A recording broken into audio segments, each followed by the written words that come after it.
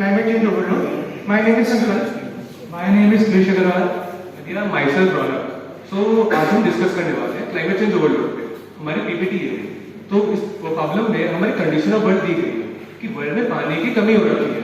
Forest cover बहुत कम हो चुका है और हमने आर्टिफिशियली क्रिएटेड और जेनेटिकली मॉडिफाइड फूड पे डिपेंडेंट है. जो गरीब कंट्रीज है वो आपस में लड़ रही है जो कि वर्ल्ड की कंडीशन को और खराब कर रही है. राइट, हवा की बहुत हालत खराब है और स्पेशली ट्रांसपोर्टेशन प्रॉब्लम हो रही है. लोग पैदल चलकर अपने काम करने जा रहे हैं. So, yeah.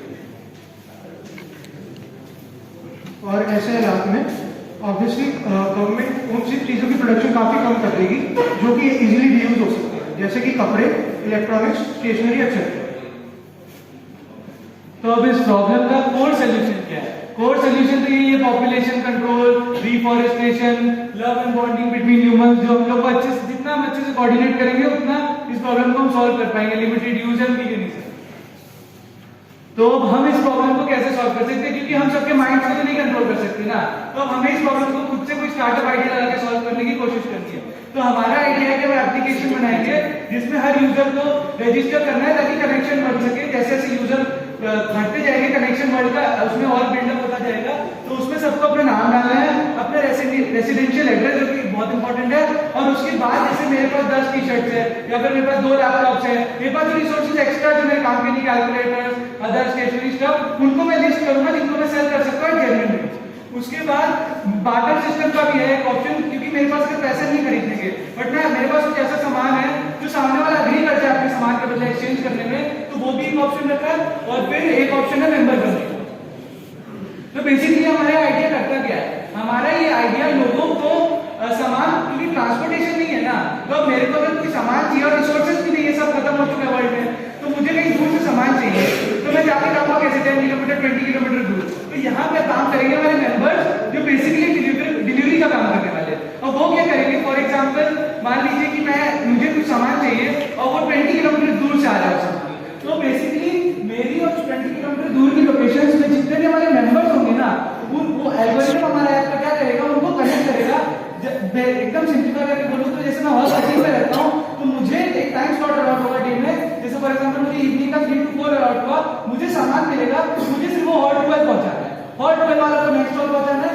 ऐसे करके सामान डिलीवर होगा. और इसमें मेंबर बनने के पर्क्स ये कि इतने खराब टाइम पे आपको आपकी फैमिली को हेल्थ इंश्योरेंस मिलेगा और इस हिसाब से आपको डिलीवरी पर के भी मिलेगा. तो इससे प्रॉब्लम सॉल्व कैसे हो रही है? Actually this provides a platform for people to exchange and share resources which help to reduce. क्योंकि मैन्युफैक्चरिंग नहीं हो रही ना, तो मैन्युफैक्चरिंग का जो पोल्यूशन है वो हम कम कर देंगे. बहुत रिसाइकल एक्सट्रीम लेवल पे हम चीजों को रीयूज और रिसाइकल कर रहे हैं. तो मैन्युफैक्चरिंग का पोल्यूशन हमने कट कर दिया. उसी के साथ साथ अब चीजें डिलीवर हो रही है तो नेटवर्क बन गया लोगों के बीच में, जिससे वर्ल्ड चल पा रहा है. चीजें नॉर्मल नहीं हो पा रही. ट्रांसपोर्टेशन पोल्यूशन भी हमने खत्म कर दिया बहुत हद तक. तो इसमें चैलेंजेस हम जो फेस कर सकते हैं वो ये कि हैक हो जाए, सामान मेंबर हमारा कोई सामान ही चुरा ले जो मेंबर को सामान डिलीवर करके दिए, या फिर हो सकता है कि lab and health between lab members, क्योंकि इनिशियली कम लोग होते हैं, चीजें बिल्डअप होने में टाइम लगती है, या फिर कोई प्राइसेस बहुत हाई करके रखा है अपने सामान की, या फिर बार्टर सिस्टम के एक्सचेंज के टाइम पे किसी ने क्या किया कि फेक सामान दे दिया. तो ऐसे लोगों पे एक्शन लेगी पुलिस और ऐसे लोगों को डीरजिस्टर कर दिया जाएगा. उनको फ्यूचर हमारे कंपनी से बहुत फाइन चार्ज होगा और फिर उनको ज्यादा पर्क्स भी नहीं दिए जाएंगे जो फ्रॉड करेंगे इस केस में. तो रेवेन्यू मॉडल क्या है? रेवेन्यू मॉडल और टारगेटेड ऑडियंस तो बेसिकली सब है जिसको कोई भी एसेंशियल आइटम की नीड है जो अभी मैन्युफैक्चर नहीं हो पाएंगे, क्योंकि अभी सिर्फ सर्वाइवल की ही चीजें मैन्युफैक्चर करना पड़ेगा ओवर पॉपुलेशन की वजह से. तो इसका रेवेन्यू मॉडल ये है कि जो सामान जितना ज्यादा डिफिकल्ट होगा ट्रांसपोर्ट करने में, मतलब जिसको जितना ज्यादा अटेंशन की जरूरत है डिलीवर करने के लिए, उसको उतना परसेंटेज के हिसाब से उस पर चार्ज किया जाएगा.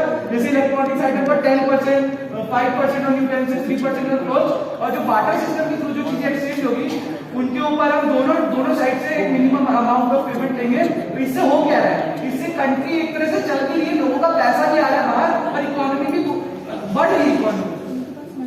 तो फ्यूचर ग्रोथ क्या है? तो हो क्या रहा है? जैसे हमारा लोग कनेक्ट होते जाएंगे, बिल्डअप होते जाएंगे, इन्वेस्टर्स को हमें ट्रस्ट आएगा, लोगों का पैसा आ रहा है, इन्वेस्टर्स का पैसा आ रहा है. अब वर्ल्ड की कंडीशन इतनी खराब है, उसमें प्रॉफिट बनाने तो नहीं सोच सकते ना.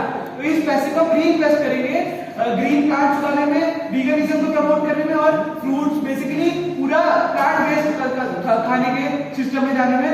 तो इससे क्या होगा कि पहली बात तो एनिमल्स से जो पोल्यूशन होता है, मीथेन का हम सब जानते हैं, एनिमल प्रोडक्ट्स कितना पोल्यूशन होता है वो कट होगा, ग्रीनरी आएगी धीरे धीरे एनवायरमेंट में. और एक बेस्ट पार्ट इससे ये होगा कि कंट्री स्टेबलाइज होगी. एक बार हमारी कंट्री स्टेबल हो गई ना, तो दूसरी कंट्री जो लड़ रही है वो हम पे डिपेंडेंट हो जाएगी रिसोर्सेज के लिए। फिर हम उनसे ट्रीटी साइन करवाएंगे कि नो वॉर ट्रीटी, तभी हम तुम्हारी हेल्प करेंगे, और ऐसे करके पूरे वर्ल्ड को हम छोड़ने की कोशिश कर सकते हैं। Thank you.